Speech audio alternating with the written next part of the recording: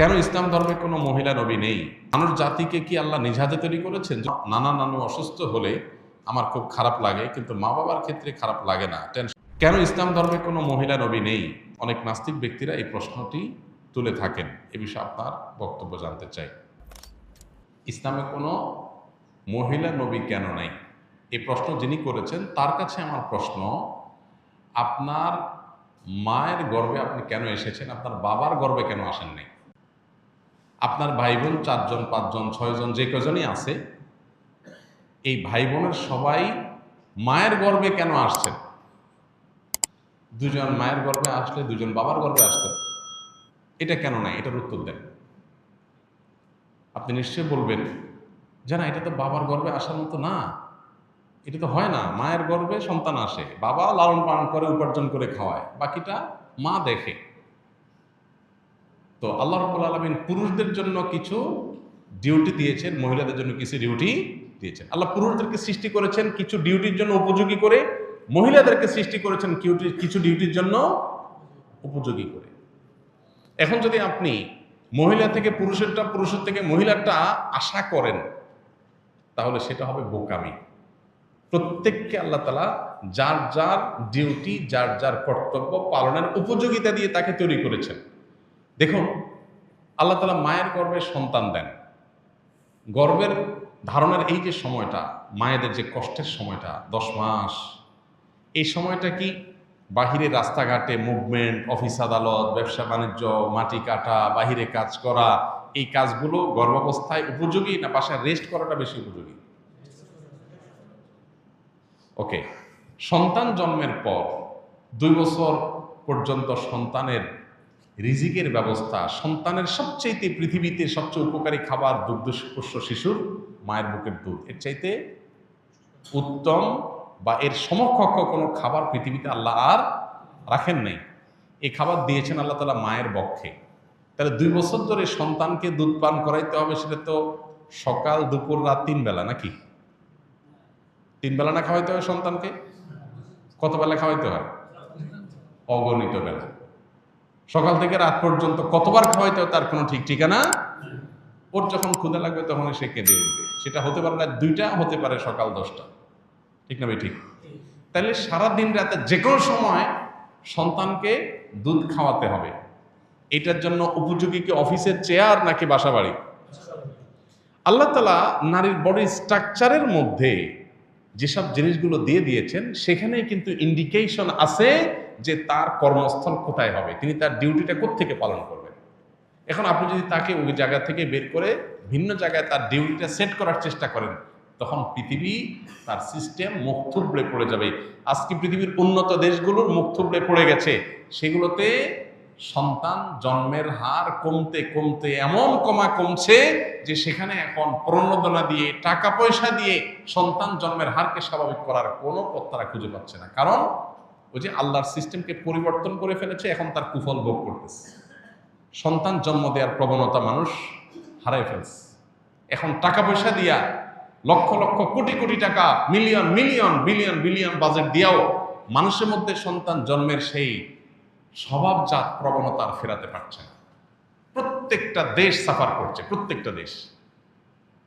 আপনি উন্নত দেশগুলো যদি অ্যানালাইসিস করেন, দেখবেন প্রায় প্রত্যেকটা দেশ সন্তান জন্ম দিয়েছেন, সরকার আপনাকে টাকা দিবে। একটা হয়েছে দিবে, 2টা হয়েছে আরো বেশি দিবে, 3টা হলে আরো বেশি দিবে, তারপরও সন্তান হচ্ছে না। বাহির থেকে রিফিউজিদেরকে এনে দেশ চালাইতে হচ্ছে, কারণ নিজের দেশের বাচ্চা সেভাবে জন্ম নিচ্ছে না। ভাইরা আমার, গরিব দেশগুলো থেকে শ্রমিক হিসাবে মানুষকে এনে বা ছাত্র হিসাবে ভিসা দিয়ে নিয়ে তারপরে তাদেরকে মাইগ্রেট করে নিজের দেশে নাগরিকত্ব দিতে হচ্ছে, কারণ দেশ চালানোর জন্য নিজের দেশে সেরকম লোক তৈরি হচ্ছে না। আল্লাহর সিস্টেমকে পরিবর্তন করতে গিয়ে পৃথিবী বহুবিধ চ্যালেঞ্জের মুখোমুখি হয়েছে, আরো হবে। বিধায় কেন আল্লাহ তাআলা পুরুষদেরকে নবী বানিয়েছেন? নবীদের কাজটা বাহিরে না ভেতরে? শুধু কি বাহিরে? তাদের কাজটা চ্যালেঞ্জিং, মহা চ্যালেঞ্জিং, তাই না? কোথাও শত্রুর সাথে লড়াই করতে হবে, কোথাও তাকে যুদ্ধ সংগ্রাম করতে হবে, কোথাও বাধার মুখোমুখি হইতে হবে, কোথাও জুলুমের শিকার হইতে হবে, কোথাও ফিজিক্যাল অ্যাটাকের শিকার হইতে হবে। এগুলো কি একজন নারীর জন্য সহ্য করাটা খুব বেশি উপযোগী? তাহলে হ্যাঁ, নারী অনেক কিছুই করতে পারে, আল্লাহ তাআলা তাকে অনেক ক্ষমতা দিয়েছেন। দেখুন, যে পুরুষ বীর হবে নারী তাকে জন্ম দিবে, এর চেয়ে বড় গৌরবের বিষয় কি? যে পুরুষ বীর হবে নারী তাকে গড়ে তুলবে, বীরের মা হবে, এর চেয়ে বড় মর্যাদার বিষয় কি? মর্যাদা দেওয়ার নাম করে আমরা এখন যা করছি এটা পৃথিবীকে পশ্চাদমুখী করবে। যেটাকে আমরা অগ্রগতির মাধ্যম মনে করছি সেটা আসলে আমাদেরকে পেছনের দিকে নিয়ে যাবে। বিদায় বিষয়ে আমাদেরকে সতর্ক হতে হবে, সচেতন হতে হবে। আল্লাহ রাব্বুল আলামিন যাকে দিয়ে যে কাজ নিতে চান তাকে সেইভাবে তৈরি করেছেন। আপনি এটাকে উল্টাতে চাইলে সেটা হবে না। অতএব আল্লাহ তাআলা কেন পুরুষদেরকেই শুধু নবী বানিয়েছেন, মেয়েদেরকে কেন নবী বানান না, এর মধ্যে এটার উত্তর আছে। আল্লাহ আমাদেরকে বোঝার তৌফিক দান করুন। আমার বয়স 19 বছর। আমি ছোট থেকে নানু নানার সাথে থাকি, আমার মা বাবার সাথে থাকি না, কিন্তু মা বাবার সাথে কথা হয়, দেখা হয়। এখন আমার প্রশ্ন, আমার নানা নানু অসুস্থ হলে আমার খুব খারাপ লাগে, কিন্তু মা বাবার ক্ষেত্রে খারাপ লাগে না, টেনশন হয় না। এখন আমার মাঝে মধ্যে মনে হয় আমি সন্তান হিসেবে কুসন্তান হয়ে গেছি নাকি। সন্দেহাতীতভাবে এটা খারাপ জিনিস যে আপনার মা বাবার অসুস্থতা আপনার কষ্ট হয় না, কারণ আপনি তাদের সাথে থাকেন না, মায়া তৈরি হয়নি। প্রথমত, মা বাবা হিসাবে তারা, অভিভাবক হিসাবে আপনার মা বাবা হিসাবে তাদের কোনো কষ্ট হলেই আপনার ভিতরে কষ্ট অনুভব হতে হবে। এটা হওয়ার জন্য আপনি তাদের সান্নিধ্যে যাবেন, তাদের কাছে থাকবেন, এবং আপনার এই কাউন্সেলিংটা দরকার যে মা বাবা আপনার জন্মদাতা, নানা নানু নন, অতএব দুনিয়াতে আসছেন তাদের উসিলায়, তাদের মাধ্যমে, নাহলে দুনিয়ার আলোই দেখতেন না। বিধায় তাদের প্রতি আপনার কর্তব্য আছে, সেই কর্তব্যটা আপনাকে পালন করতে হবে। এটার জন্য প্রয়োজনে তাদের সাথে থাকবেন, তাদেরকে ধারণ করবেন, বোঝার চেষ্টা করবেন, তাদের অবদানটাকে অনুভব করার চেষ্টা করবেন, তাহলে ইনশাআল্লাহ এই দায়িত্ববোধটা জাগ্রত হবে। আমরা অনেকেই আছে যে মা বাবার কাছ থেকে দূরে কোনো কারণে, পারিবারিক নানান কলহ ইত্যাদি হয়, ছোটবেলা থেকে আর দূরে থাকতে থাকতে মা বাবার প্রতি সে রেসপন্সিবিলিটি তৈরি হয় না। মানুষ হিসাবে আমি দুনিয়াতে আসছি কার মাধ্যমে? তার কথা স্মরণ হওয়া, তার সুখে দুঃখে তার শুভাকাঙ্ক্ষী হওয়া এবং তাদের কল্যাণ কামনা করা, এটা আমাদের একেবারেই সৃষ্টিগতভাবে আমাদের মধ্যে চলে আসা উচিত। এবং এটা না আসলে প্রয়োজনে কাউন্সিলিং এবং মোটিভেশন নেওয়া দরকার।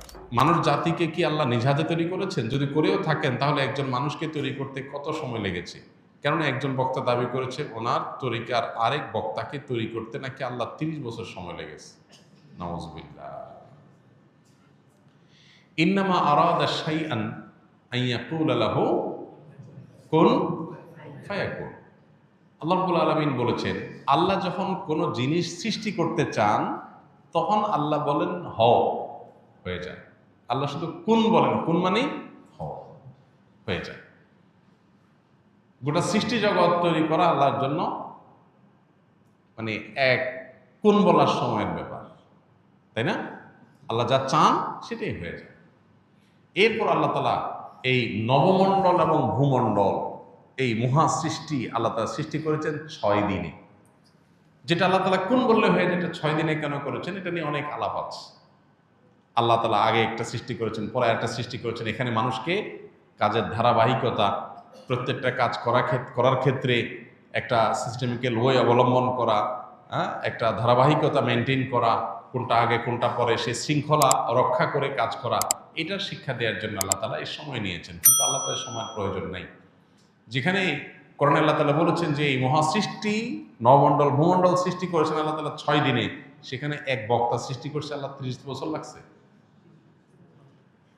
আল্লাহর শানে এ ধরনের কথা বলা ঈমান যাওয়ার মতো বেয়াদবি, ভয়ঙ্কর কথা।